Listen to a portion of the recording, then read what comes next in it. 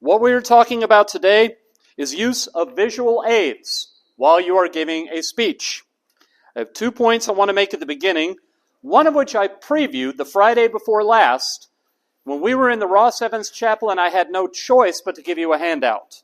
First thing I want to say, first thing that should always be said when it comes to visual aids, if you can avoid using a handout, avoid it. Because when you give someone when you give an audience a handout, they're going to read the whole thing, and you lose them until they are done.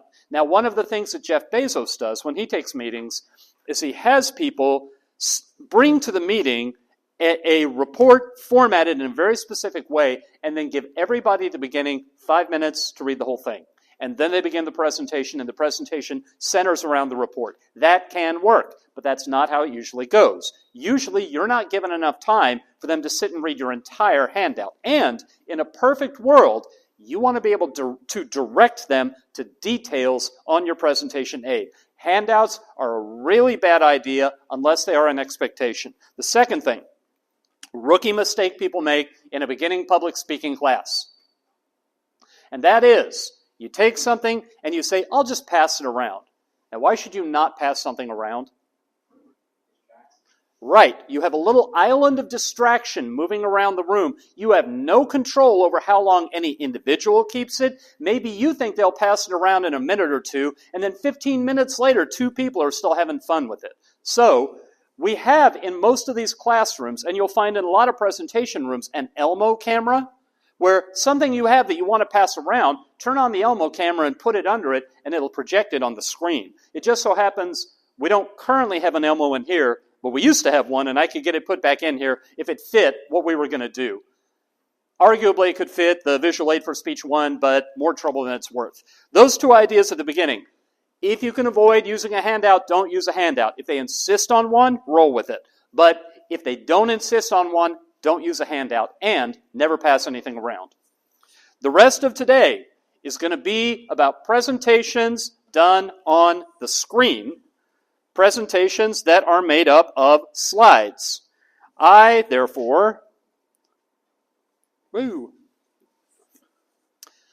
have a couple of thoughts to warm up with when it comes to slides. They have to do with surgery. Surgery is not a bad thing. Surgery is good. Surgery can save lives. Surgery can ease suffering. It can give people their lives back after they've been in pain for a long time. But surgery should always be avoided if it's not necessary. Surgery can be done well, or it can be done poorly. Some surgeons are incompetent, and even good surgeons have bad days. Bungled surgery, surgery that is messed up, can be agonizing or it can kill someone. And there are some people who are addicted to surgery, especially cosmetic or plastic surgery. Now we're about to talk about PowerPoint. Anyone have any idea why I said all that? PowerPoint's like surgery. Yes, it is. PowerPoint is not bad. PowerPoint can be great. And by the way, I like Google Slides better than PowerPoint, but if I say PowerPoint, I just mean presentation slides. Slides should be avoided when they are not necessary. Don't have slides just because you thought, well, I'm supposed to have slides. Have slides when you have something you want to show your audience. If you're talking about numbers at all, you should probably have slides because you should probably give them something to look at. We talked about that the day we were in the chapel and talked about how hard statistics are to listen to. Slides can be done well. They can be done poorly. The fact that poor slides exist doesn't mean that all slide usage is poor. Bad slides are what give a lot of presenting a bad name. And the shorthand for what the worst of teaching at our neighbor campus sounds like is the graduate teaching assistant reading the PowerPoint in a monotone. And sadly, in a lot of business settings, that's what presentations sound like. But it doesn't have to be that way. Slides can be used more effectively. Final thing, there are people who are addicted to including slides with their presentation. They feel anxiety if they don't have slides, especially when they look around and see that everyone else seems to have them. But your goal in your career, I suspect, is not to be down and mediocre for the sake of being like everybody else. When you use them effectively, people will notice. So today is my attempt to try to convey to you, what do they look like when they are used effectively? One little aside I tucked in, a lot of these things I've talked about for years and years. I have a note that I just added last year. I used to really hate title slides, where you put the title of your presentation in your name and probably a little Bushnell logo or a logo of your company. I used to tell people those are dumb. Those are things that people do because they're copying other people. They're not necessary. But honestly, I've had my mind changed about this because while you're here, while you're on this campus, a title slide makes no sense. We all know who you are. So they look silly. But after college, in any professional setting, when you do a presentation, the odds are good. A lot of people in the room have no clue who you are. So title slides in that sense, with your name on them, they do make sense. Let me give you some general rules. And these first set of general rules, they apply pretty much to all visual aids, not just slides. First, I don't know why this thing, every other AV setup in all the classrooms on campus, you can hit a button, and this one's a touch screen. It's like having touch screens in cars. It's a really, really bad idea. The first rule, display your slide only when you're using it. Display any visual aid only when you're talking directly about it. Speech 1, when you have your object, when you think about what object you will use, give some thought to how am I going to hide it from the audience when I'm not yet talking about it, when I'm done talking about it. So if you have something that's huge that you can't hide, like I've had people bring in guitars over the years, you could stick it behind this piece of furniture and that'll work fine, but it's going to be a bigger challenge than if you have just a little knick-knack that you keep in your room that you could stick in your pocket. How are you going to hide it until you talk about it? And how are you going to hide it after you talk about it? If your visual has any coolness factor to it at all, and you leave it out where people can see it, you are fighting with your visual for the audience's attention. They should only see it when you're talking about it. When it comes to slides, I came over here and I hit, there's a button, and it's a touch screen and it's stubborn. There we go. I hit a button on the touch screen over here that says AV Mute. AV Mute kills the picture, and if you have music playing, it kills the sound. It kills all of it, but it kills it temporarily, and you can bring it back by touching that button again. Now, on PowerPoint for a very long time, and more recently on Google Slides, I can come over, actually, I can't do it because it's on here. Let me show you real quick. Well, I'd have to switch. I will do it, because you may find yourself presenting on a computer. Now I am in the outline format that I did last week. If I'm presenting from the computer and I want to black it out, letter B. If I want to bring it back, letter B. And if I hit letter W, whites it out. And then I hit letter W, and it brings it back. Now, I think I already told you what the test question is that's going to test your knowledge of that. Did I? Okay, it's already in your notes. Not going to make you hear it again. Display it only when you're using it. Second general principle, whether it is slides or whether it is another kind of visual aid,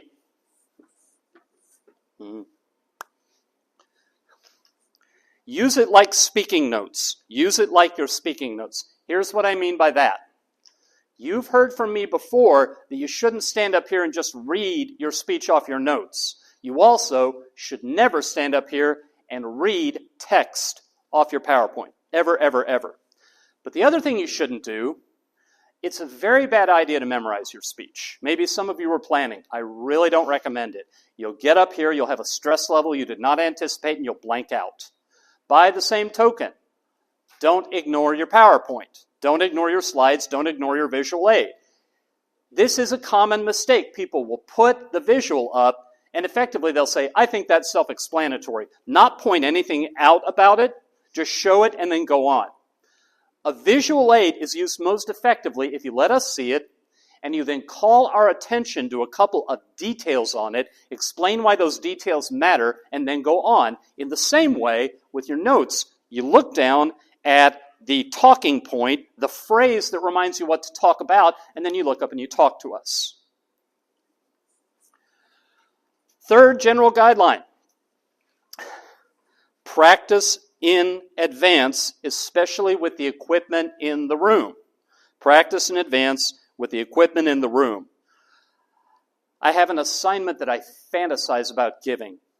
In the spring, I'm teaching COM 312, Advanced Public Speaking, and I always give it away in this class, so I can't ever use this assignment, but I would love to do it. It would be to tell the Advanced Public Speaking students there's going to be a diagnostic speech at the very next class meeting. It's very simple. Here are the details of what the PowerPoint should include. And then we would come to the next class meeting, and I would have all the equipment disabled. And I would say, okay, what's your backup plan? You have to have a backup plan.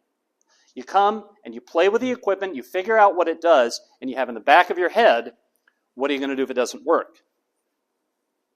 And you've heard me say already, technology hates you and is trying to destroy you. And I am not kidding, and the longer you deal with this stuff, the more you will see for yourself that that is very literally true.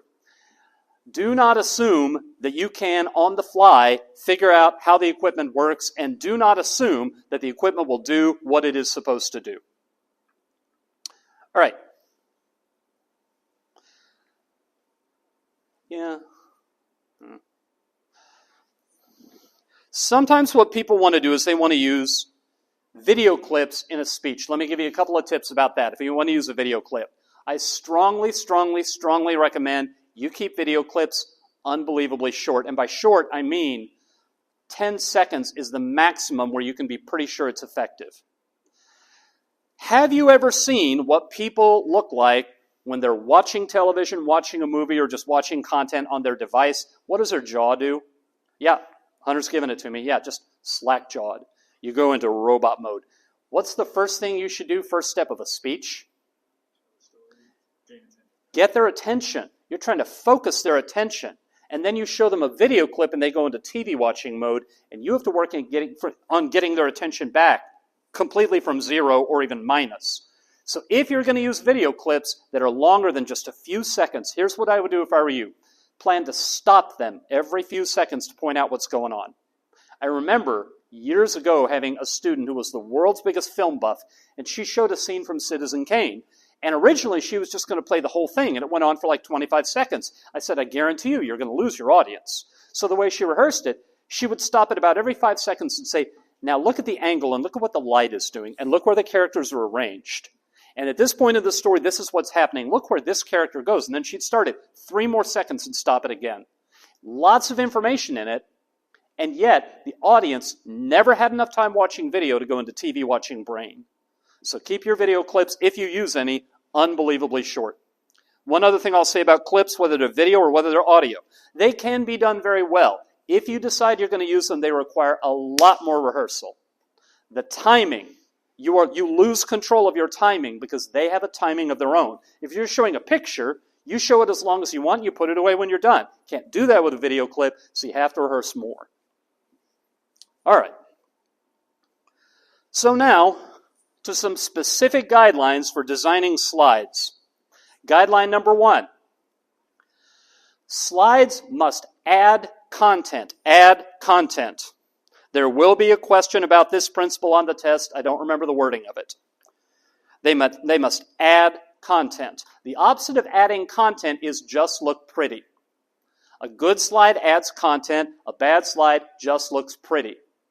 The test for whether a slide adds content is real simple. After the slide, what do we now know that we didn't know before? Many years ago, I had an assignment, the commemorative speech. People were assigned to pick someone not in their family that had inspired them and tell us about that person and tell us why they were inspired. And it was a night class, so we gave all the speeches in one night because it was 4 hours long. And I remember there were 14 students in it, and I am not making this up. All 14 of them picked Oprah Winfrey. And we saw a lot of pictures of Oprah Winfrey that night. Now, did you know already what Oprah Winfrey looks like? I know what Oprah Winfrey looks like. Having seen this, what do I now know that I didn't know before? Having seen this, what do I now know that I didn't know before? They were giving a speech about Oprah Winfrey, so their idea was, well, my visual aid has to be a picture of Oprah Winfrey. We know what she looks like.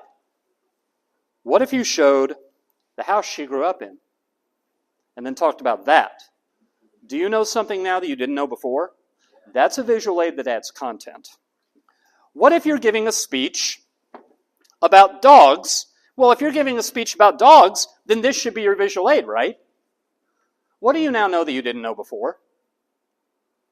But what if I were going to give a speech about French bulldogs, and I say French bulldogs have become so overbred, and their faces are so brachycephalic, which means pushed in, that they go through their entire lives feeling like they're suffocating. But there's a movement among breeders to try to reverse the damage. And these are French bulldogs that have been bred in the current generation. This is the progress they're making. Having seen that, do you now know something you didn't know before? That's the test for a visual aid that adds content. A visual aid that's just about the topic and looks pretty is a waste of the audience's time. And they will get impatient with that kind of thing really, really quickly. That was the highly conceptual principle. A lot of these are simple, but every time I leave these simple principles out, I wish I hadn't left them out. Please be sure that your visuals are high contrast. In order to make the point I can show you, that's low contrast, but that's high contrast. That's low contrast, but that's high contrast. And I have seen people bring in visuals with white print on a yellow background, and I have seen black print on a dark purple background. If you've got text, first of all, you should have as little text as possible. But when you do, if the text is dark, light background, and vice versa. It is also the mark of a good visual aid that when we look at it, we know right where our eye is supposed to go. If we don't know where our eye is supposed to go, then we call that visually confusing. So if I put this up as a visual aid, where's your eye supposed to go?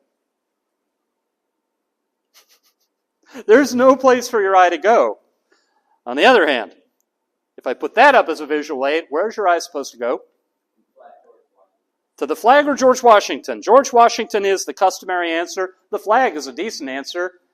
You've probably seen that painting a few times. Did you ever notice there were horses in some of the boats?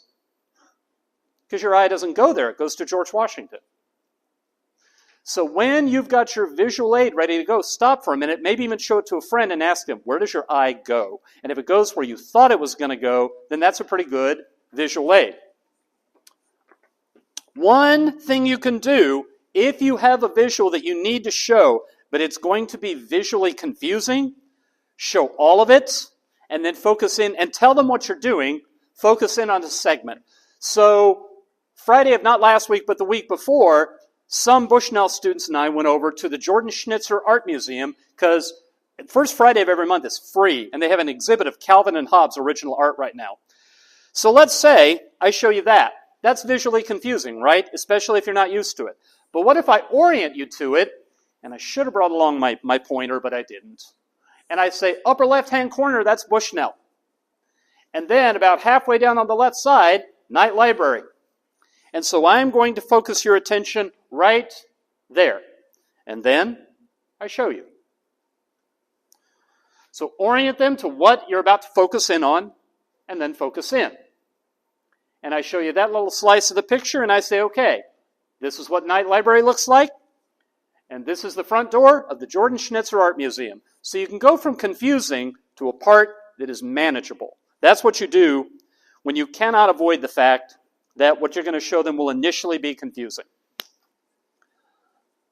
One important principle. Occasionally I get a chance to talk to people who actually hire recent college graduates, and they tell me things. They say, would you please tell this to your public speaking students? Here's one. You will, as you're preparing your speech, find the perfect visual that you want to use. Now the problem with that is too small. So you just grab it by the corner and drag it up until it's big, and then it looks like that. And it's pixelated, and it's low quality. And what I have been told by more than one person who hires people coming out of college is college students are blind to why this is a problem. But the people who are even a few years out of college, they're not blind to it. This looks unbelievably unprofessional. So, you do not use small, low-quality pictures and just drag them until they're big, until they look like that and blurry. You got to get out of the habit of doing that. On most of the image search engines, you can set the search to look for high-quality pictures. Look for those, and practice showing them at this scale and see if they're pixelated. If they are, you got to find another one. All right. There are two things. How am I doing on time? There are two things that I want to demonstrate to you real quick. So we are going to hop back over to the computer.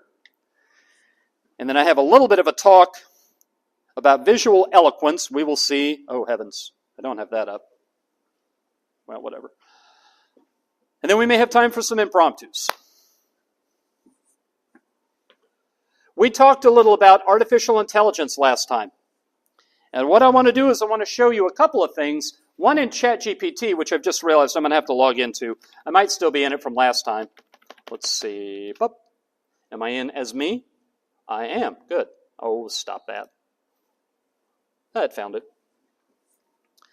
I'm going to show you what happens when you try to use artificial intelligence to make an original picture. All right. I'm going to come back down here to February. Now, artificial intelligence engines keep getting better. So I'm showing you something from 7 months ago.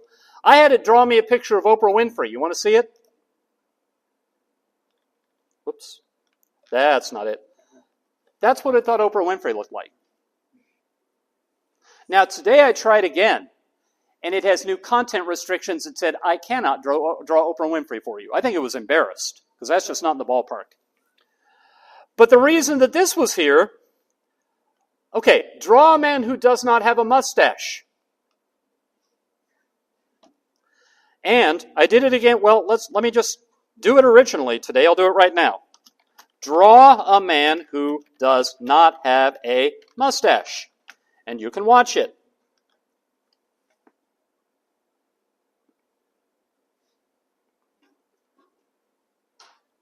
And it is being a little slow. It needs its after-lunch nap. That's what it thinks. Here are two images of a man without a mustache. So let me just say, they do not have all the bugs banged out of it yet. You may have noticed the puppy pictures I have for my classes in Canvas. I took an afternoon in the summer and I made those. I got a lot of six-legged puppies. And I had to explain, no, too many legs, try again. The best option available, and I'm telling you this not just to make fun of AI and sound like a grumpy old man, the best option available for generating pictures is called Midjourney. Midjourney can only be accessed through Discord. If you've never used Discord before, it's a good idea and a good use of your time to get a Discord account, which is free, and then to get a Midjourney account. I believe there's a free version. The last time I played with it was in July. There was a free version. I spent the money to get a paid version because it generates the pictures faster, and if you have the free version, after you've made a few pictures, it tells you you're done for the day. But the paid version, it lets you make a lot more. Now I'm going to give you the very basics of what this looks like. And let's see, am I in the right one? Come on. Yeah, here we go. And I'm going to come down to let me see if I can find a newbie channel. There's a newbie room. Okay, you type /imagine. Let me make this bigger so you can see it, and I'll try it again. Boop, boop, boop, boop, boop, boop, boop. So /imagine, hit space, and now you've got the prompt window. Now someone describe for me what AI invented picture shall we try to make? And I'll just take dictation from you.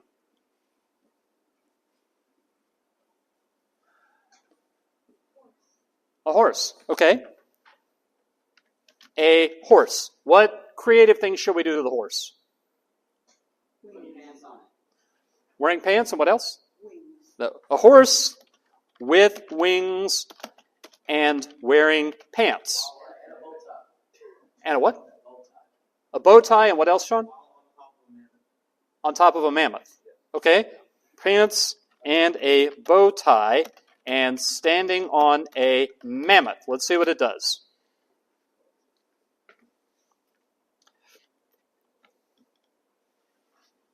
This is even slower than ChatGPT, so we're going to burn a little bit of time.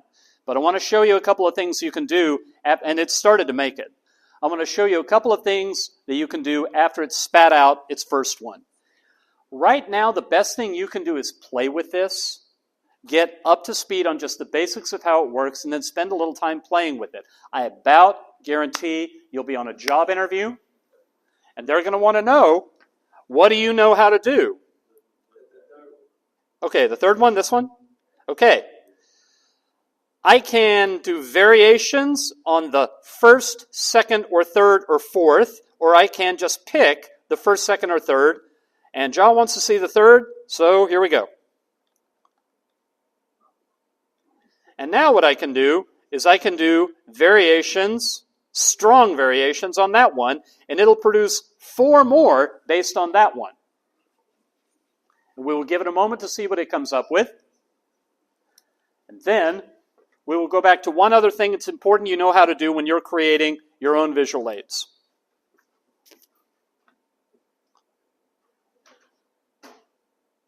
It is again having its afternoon nap. Hurry up.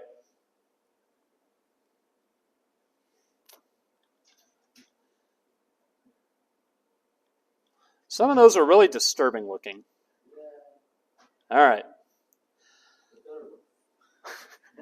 There are a whole lot of parameters you can put into Midjourney while you're making your pictures. You can tell it what dimensions you want it to be. You can tell it how realistic it should be. Should it look like a photo? Should it look like a cartoon? There's a whole vocabulary of parameters to put on it, and I think the best way to learn it is just play with them.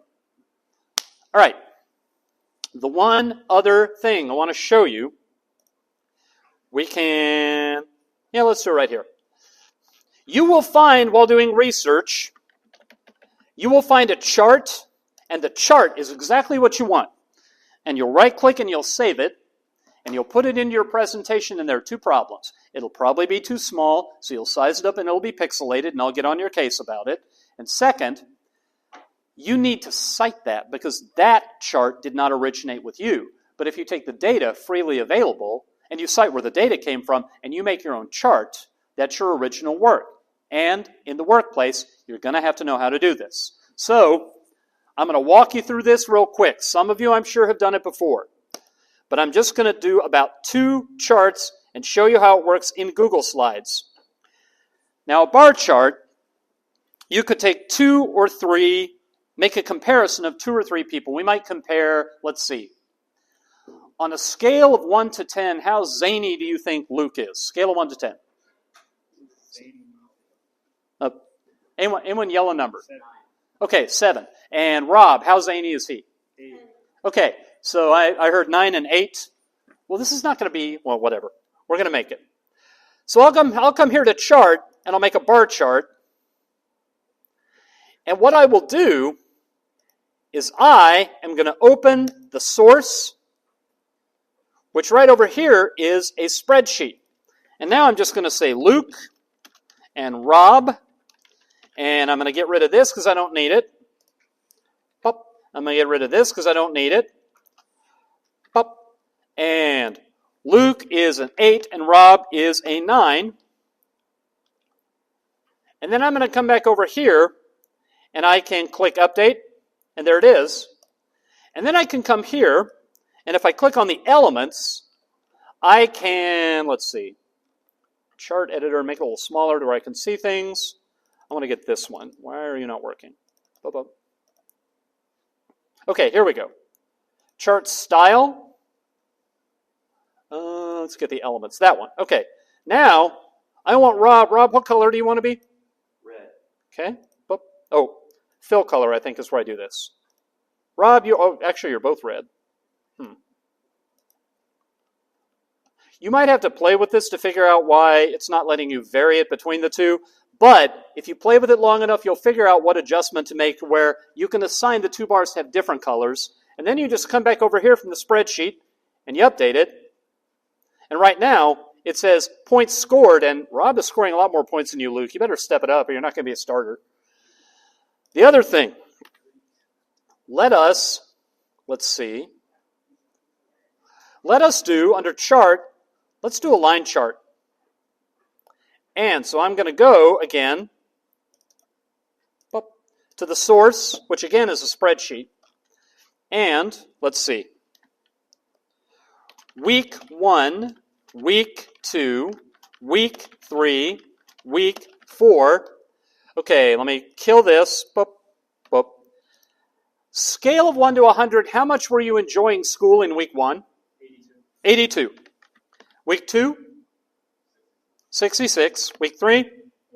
50. This week? 10. It has fallen off sharply.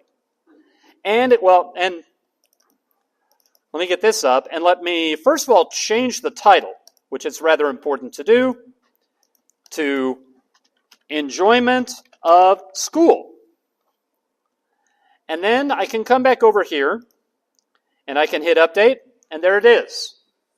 That's what you can do, and as I recall, I think it's speech 3, where you have the requirement, use a visual to talk about data. Play with the pie chart, play with the other kinds of charts, and figure out which one is going to help the audience think about the numbers that are important to the issue you've chosen. And I guarantee you, it doesn't matter what you do after college, you're going to have presentations where you're going to need them to help them understand what the numbers say. So this is something to get nailed down now, Squeaky. So you make your own bar graph and you just cite it in your speech? You cite where the data came from. But you don't have to cite who originally came up with the chart. If it's Department of Labor numbers and it was in the New York Times, the chart was, then you have to cite it twice. But if it's the Department of Labor numbers and you made the chart, the numbers are from the Department of Labor, the chart's your original work, and you need to know how to do it.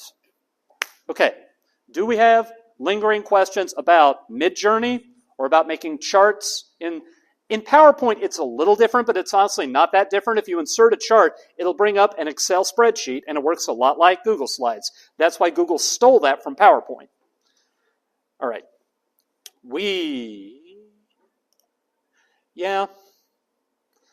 For a moment, pretend you like each other because I am missing some slides, because this also happens too. How's technology feel about you? Hates you and wants to destroy you. That is correct. You're going to do great on the test. Actually, what I'm going to do is I'm just going to black this out, because this is often what I have to do when the technology lets me down, is I abandon the technology and instead I just explain what needs to be explained. What I was going to talk about was two things: cognitive load theory and the picture superiority effect. Cognitive load theory and the picture superiority effect. Cognitive load theory is the work of John Sweller at the University of New South Wales, and it is in Australia. Thank you, Will, and because you're personally responsible for it. It is now regarded as a classic that has stood the test of time in the field of psychology. Here's what cognitive load theory says. If I read 2 or 3 sentences of text to you out loud, condition 1, if I put 2 or 3 sentences of text on the screen and let you read them silently while I stood here and did not say a word, condition 2, or condition 3, I put 2 or 3 sentences on the screen and I read while you follow along, in condition 3, you'll understand it the least, you'll remember it the least, it makes a traffic jam in your brain. The application of cognitive load theory to the design of PowerPoint. Never, never, never read PowerPoint. Have phrases up there if you need to, and then talk about them. Show them a phrase, let them look at it for themselves, and then talk about it. But if you ever get tempted to put even one full sentence on there and then read it to the audience, you're better off reading it and then afterwards showing it to them so that they can either listen to you or read it on the screen. Both at once does not make it better. That's application number 1 for your design of PowerPoint. Application number 2, the picture superiority effect. The picture superiority effect. A lot of this research got pulled together by a man named John Medina, who is a psychology professor at the University of Virginia. A message expressed only in language, either out loud or text written on a slide, 72 hours after the message, people remember about 10% of the content. Give them 100 simple, reasonable questions about the facts, they'll score about a 10 out of 100. But show them a lot of pictures associated with the content, 72 hours later, the recall is up around 65%. We look at pictures while hearing someone talk, and those two functions in our brain work together. Pictures, graphics, bar charts, pie charts, line charts, all those count as pictures because we look at them. We don't try to read them. Don't make people read and listen at the same time. And assist your oral presentation by letting them look at pictures. One particular study, very ambitious study, showed participants 2,500 pictures shown for 10 seconds each. It took a while. And a few days later, they were shown the pictures, and I've seen the stimulus materials they used in this study. One of them was a stack of $100 bills, and a few days later they were shown the stack of $100 bills, and right beside it, the same stack turned slightly. So very subtle differences, and they were asked, which one did you see when you came in the first time? And about 5 days after, they were 90% accurate. And we're not done yet, because the same participants were brought back several years later, and they were over 50% accurate. Pictures that catch our attention, they stick in our memory. So whatever you're doing, if you can think of an image that captures what it is you're trying to talk about, that's much, much better than text. Text is okay when necessary in chunks and talk about it. So those are the principles of visual eloquence. I had slides for all that, but the technology let me down. Always have your backup plan in mind, which may mean going completely off of the slides and just talking to your audience like I had to do today. And I did not stage that. I really was going to show you some slides. But we have 10 minutes left and therefore time for 2 impromptus. Anyone want it? Okay, Luke. Get this off here. Let me kill the recorder.